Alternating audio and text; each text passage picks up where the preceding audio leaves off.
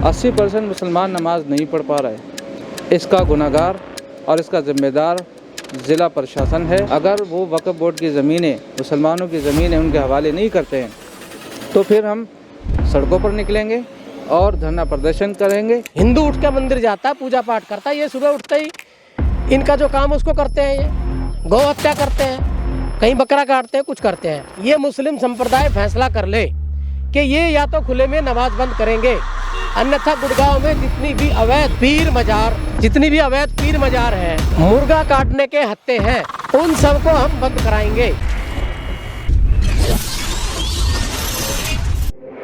नमस्कार, स्वागत है आपका द हिंद वॉरियर न्यूज में, जहां हम उठाते हैं आपकी आवाज सच के साथ। मैं प्रगति पांडे।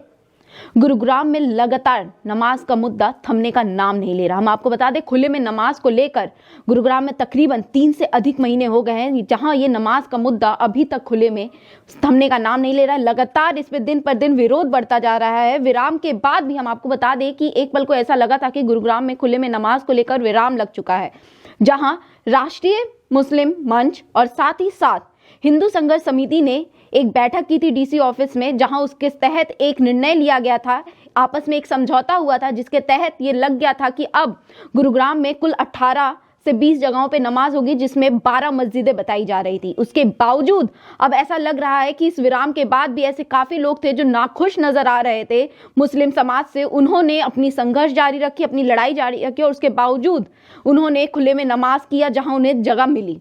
उसके बाद इसको देखकर कुछ लोग काफ़ी ज़्यादा नाराज़ हुए हिंदू समाज के। उसके बाद उन्होंने इस पर विरोध किया। उन्होंने पिछले सप्ताह हमने देखा भी शुक्रवार को कि सेक्टर 29 में थाने में इनके खिलाफ खुले में नमाज को लेकर FIR दर्ज करवाई गई विश्व हिंदू परिषद द्वारा।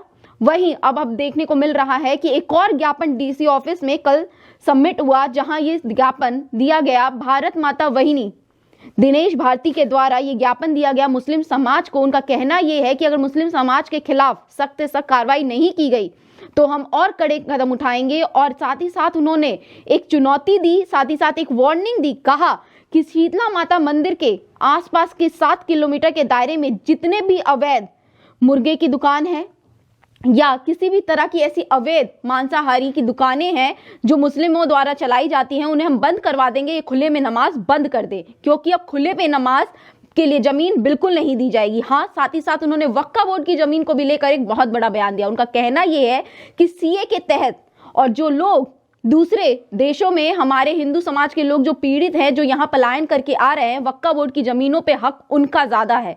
यहाँ के लोग जो यहाँ पे हैं उनका ज्यादा हक है, क्योंकि उनका जो इतिहास है हिंदू समाज का, जो सनातन धर्म का, वो काफी पुराना है मुस्लिम समाज के स्थापना से। साथ ही साथ उनका कहना यहाँ है ये भी है कि इन लोगों ने हिंदू समाज के और हिंदू संगठन के काफी लोगों को आतंकवादी घोषित किया, जिसके तहत वो इनकी कार्रवाई चाहते हैं। साथ ही साथ ओवैसी पे भी उन्होंने कहा कि इनके खिलाफ भी कंप्लेन दर्ज होगी।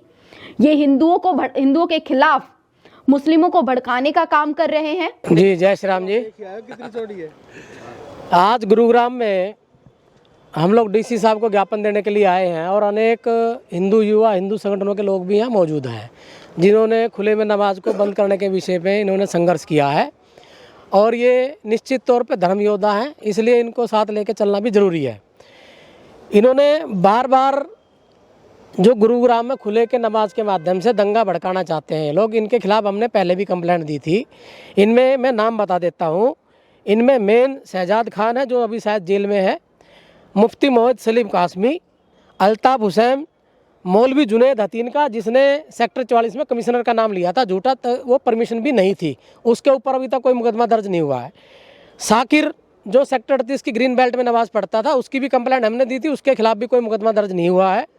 अब्दुल हसीब कासमी, जिसने आज अमर उजाला के माध्यम से खुली चुनौती दी है हरियाणा सरकार को, गुरुग्राम पुलिस प्रशासन को कि वक्फ बोर्ड की जगह पर नमाज पढ़ने के लिए निकलिए बाहर, ये ऐसे काबू नहीं आएंगे।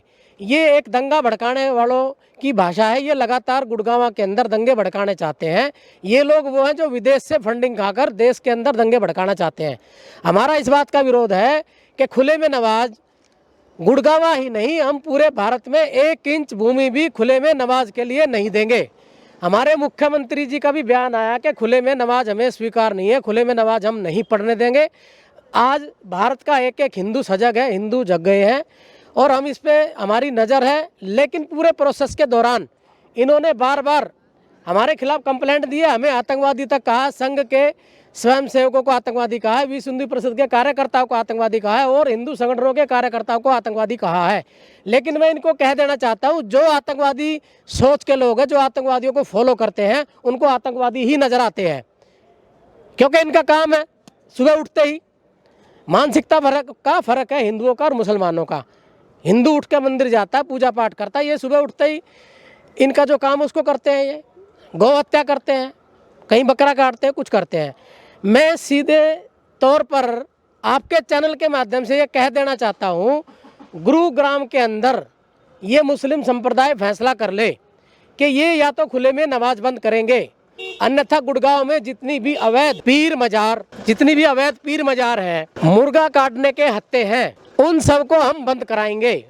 हमने ऑलरेडी पहले ही ये घोषणा की है कि शीतला माता के चारों तरफ 7 किलोमीटर के एरिया में अवैध पीर, ये बिरयानी की दुकान, मुर्गे कटाई के हत्थे सरकार को बंद करने होंगे। उस पे हम अलर्ट हैं।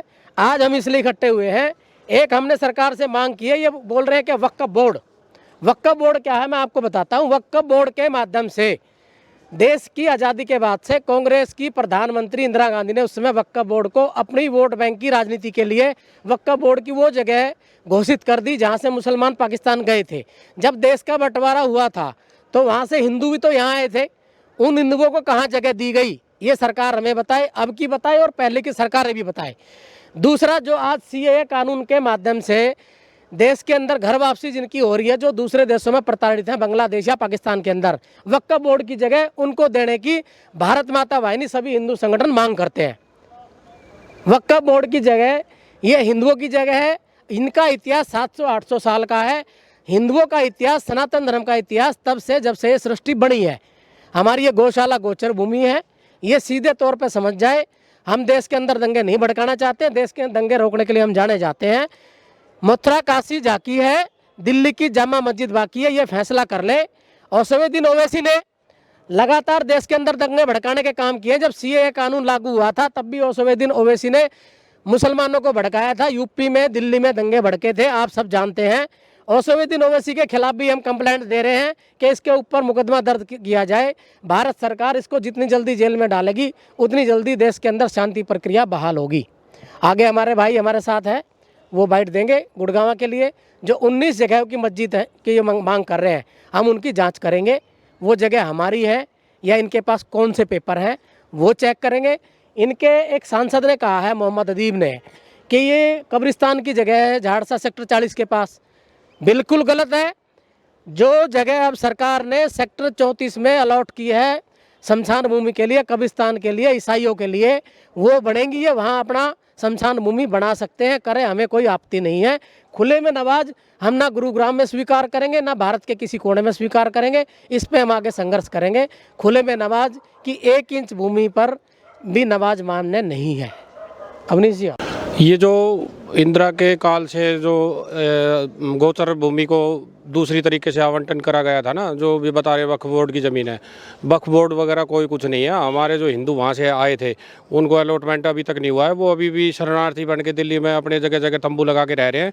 कुछ भाई राजस्थान में भी रह रहे हैं हमारे हिंदू भाई।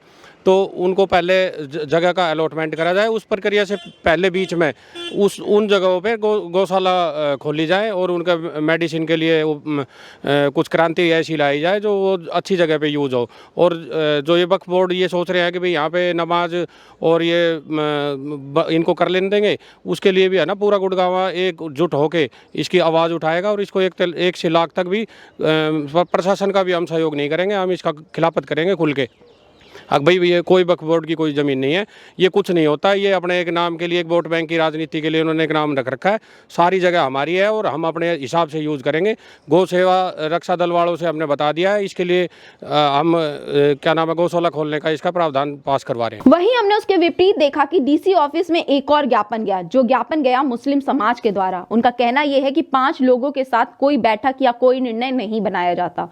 जिन लोगों के साथ निर्णय बनाया गया वो हिंदू समाज के ही कठपुतली हैं वो आरएसएस के हैं, तो वो हमारे लिए निर्णय नहीं ले सकते। उनका कहना यह है कि मुस्लिम समाज में और भी कई संगठन हैं, जैसे कि राष्ट्रीय मुस्लिम मोर्चा, साथ ही साथ मुस्लिम काउंसिल और ऐसे अन्य मुस्लिम संगठन हैं जिनके साथ बातचीत करना बहुत जरूरी है, क्योंकि मुस्लिम समाज इनके साथ है। साथ ही साथ एक बहुत बड़ा बयान कि 80% ऐसे मुस्लिम हैं जो अब जुम्मे की नमाज अदा नहीं कर पा रहे हैं गुरुग्राम में, जब से खुले में नमाज शुरू हुआ। साथ ही साथ उनका ये कहना है कि यदि इन्हें ऐसे ही नमाज अदा नहीं करने दिया जाएगा तो 80% जो मजदूर, जो लेबर हैं, वो यहाँ से पलायन कर जाएंगे, वो यहाँ से चले जाएंगे, क्योंकि उनको उनका हक नहीं मिल रहा। इसमें वो ज्ञापन देने के लिए पहुंचे और साथ ही साथ उन्होंने ये भी कहा कि अगर वक्फ बोर्ड उन्हें हक नहीं देगा और साथ ही साथ अगर गुरुग्राम डीसी, जिला उपायुक्त अगर उनकी मदद नहीं करेगा तो उनके खिलाफ भी वो अपनी मोर्चा निकालेंगे, उनके खिलाफ भी लड़ाई लड़ेंगे। मेरा नाम अब्दुल हसीब है और मैं राष्ट्रीय मुस्लिम मोर्चा का मैं ज़िला अध्यक्ष गुरुग्राम और जमीयत उलमा से भी ताल्लुक़ रखता हूँ। ज्ञापन मैंने इसलिए दिया था कि बंद कमरे के अंदर प्रशासन ने 5 आदमियों को बुला कर के फैसला कर लिया, जो मुस्लिम राष्ट्रीय मंच आरएसएस का एक विंग है, और 5 इमामों को बुला कर के फैसला कर लिया कि 6 जगहों पर ही नमाज होगी। और मुख्यमंत्री साहब को ये बता दिया गया कि मुस्लिम समुदाय राज़ी है। हालांकि उन 5 के अलावा जो हमारे जो संगठन हैं, राष्ट्रीय मुस्लिम मोर्चा, जमीयत उलमा हिंद, मुस्लिम काउंसिल, इसके अलावा और भी संगठन हैं, मुस्लिम एकता मंच, इनसे किसी से नहीं पूछा गया और बंद कमरों में 6 जगहों का फैसला कर लिया गया। अब 2 हफ्ते हो गए हैं, 80% मुसलमान नमाज नहीं पढ़ पा रहे। इसका गुनहगार और इसका ज़िम्मेदार ज़िला प्रशासन है और मैं उनसे अपील करना चाहता हूँ, अगर वो वक्फ बोर्ड की ज़मीनें, मुसलमानों की ज़मीनें उनके हवाले नहीं करते हैं तो फिर हम सड़कों पर निकलेंगे और धरना प्रदर्शन करेंगे, वक्फ बोर्ड के खिलाफ़ भी करेंगे और ज़िला प्रशासन के खिलाफ़ भी करेंगे।